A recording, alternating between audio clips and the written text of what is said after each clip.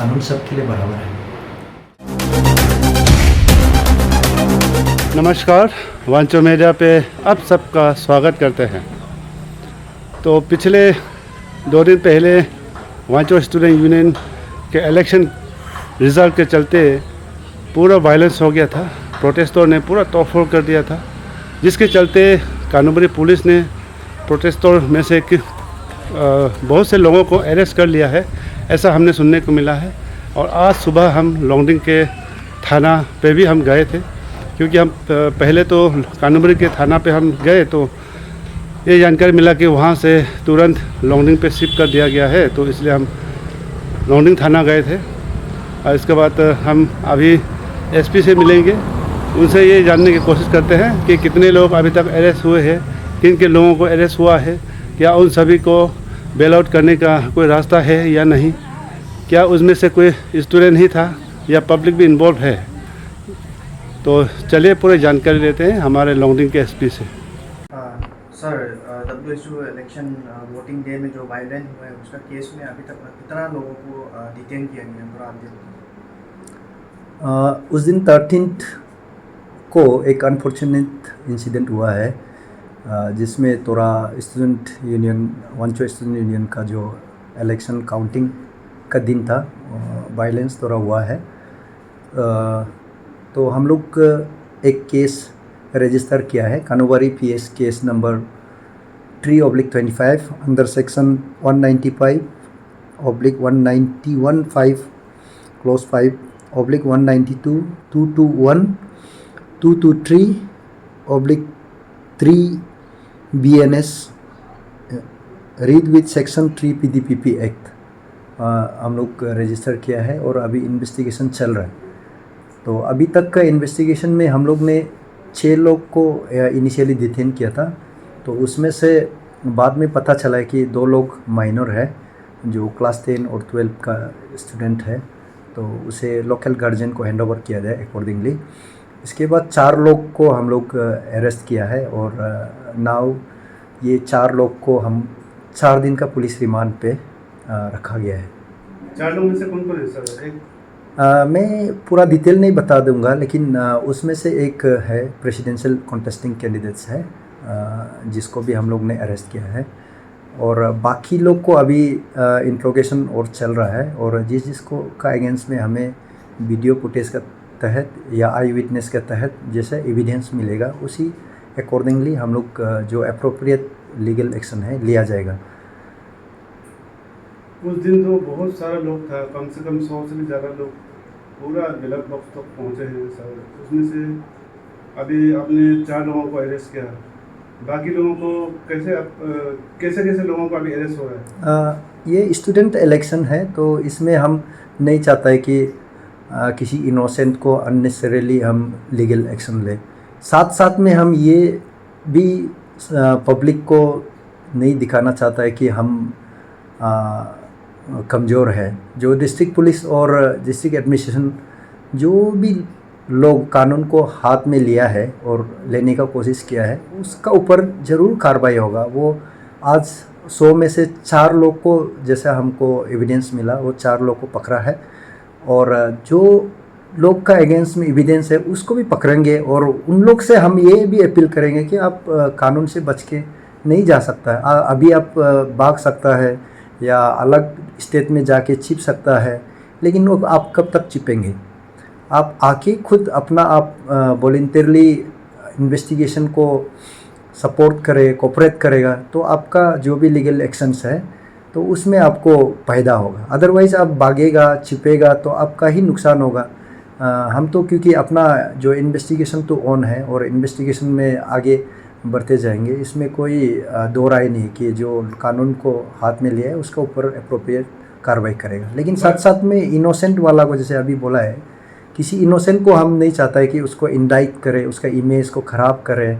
तो इसलिए हम झूठ मूठ का इनोसेंट लोग को, जो पत्थर नहीं फेंका हो या वहाँ कोई खड़ा करने देखने के लिए आया भी होगा, वहाँ कोई ऐसा वायलेंस को रोकने के लिए भी आया होगा, तो वीडियो में आ गया, तो ऐसे भी इसलिए वेरीफाई करके हम धीरे धीरे करके एक्शन ले रहा है। ऐसा नहीं कि एक साथ सबको उठा लेगा और उसमें से हम छानबीन करेगा। तो ये अप्रोच है हमारा। सर तो इलेक्शन प्रोसेस भी अभी ख़त्म नहीं हुआ है, तो स्टूडेंट्स है उनको क्या कहना चाहेगा, वायलेंस नहीं होने दीजिए? जो स्टूडेंट इलेक्शन है वो एक्चुअल में जो हमारा कानून का दायरे में नहीं है। हम वो एक्चुअली वॉलंटियर, बहुत सारा स्टूडेंट इलेक्शन ऐसे होता है कि बिना पुलिस का मदद से भी एक्चुअली किया जा सकता है, अपना वॉलंटियर्स रख के।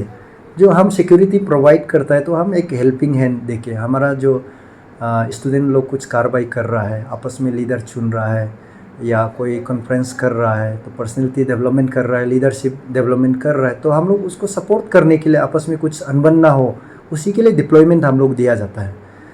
तो इसलिए मैं यही अपील करना चाहूँगा कि आप पीसफुली इलेक्शन को कराइए। आपका अपना लीडर चुनना आपका रिस्पॉन्सिबिलिटी है, अच्छा लीडर चुनना आपका रिस्पॉन्सिबिलिटी है। तो उस लीडर को चुनने के लिए आप लोग आपस में बैठ के कोई भी इशू हो, बात करके एक दूसरा को रिजॉल्व करना है। जब बात करके रिजॉल्व नहीं होता है तब बात अलग है, लेकिन बात करके हर मुद्दा का रिजोल्यूशन आ सकता है। इवन दो कंट्री का बीच में भी जो मुद्दा होता है, जो इश्यूज़ होता है, एनिमी कंट्रीज़ का भी जो भी इश्यूज़ होता है, उसको भी बात करके सुलझाता है। बहुत सारा कंट्रीज़ लोग का बात करके एक दूसरा को बातचीत का जरिए ही सॉल्व किया जाता है। सोसाइटी का कुछ भी काम बातचीत से, मीटिंग से, रिजोल्यूशन से रिजॉल्व होता है। वायलेंस से कुछ भी नहीं होने वाला है। और हमारा जो पोर्स का ऊपर जो उस दिन पत्थर बरसाया है या लाठी बरसाया है, ये तो बहुत अनफॉर्चुनेट है। हम तो आपको मदद करने के लिए बैठा है, तो आप हमारा पोर्स के ऊपर अटैक करेगा तो आपका अगेंस्ट में कार्रवाई भी ज़रूर होगा, और आने वाला में भी होगा, और अभी भी चल रहा है, और फ्यूचर में भी आप इलेक्शन करवाना चाहता है तो पोर्स को अगर अटैक होगा तो आपका ऊपर डबल कार्रवाई होगा। तो अकॉर्डिंगली हम लोग धीरे धीरे करके जिसको पहचान मिल रहा है उसके ऊपर तो कार्रवाई कर रहा है। तो हम ये अपील करेंगे कि पीसफुली करें और जो भी इश्यूज़ है आपस में रिजॉल्व करें। हमें आपका जो प्रोसीड्यूर है उससे हमारा कोई लेन देन नहीं है। हमारा डिस्ट्रिक्ट एडमिनिस्ट्रेशन और पुलिस एडमिनिस्ट्रेशन का काम बस शांति बनाना है।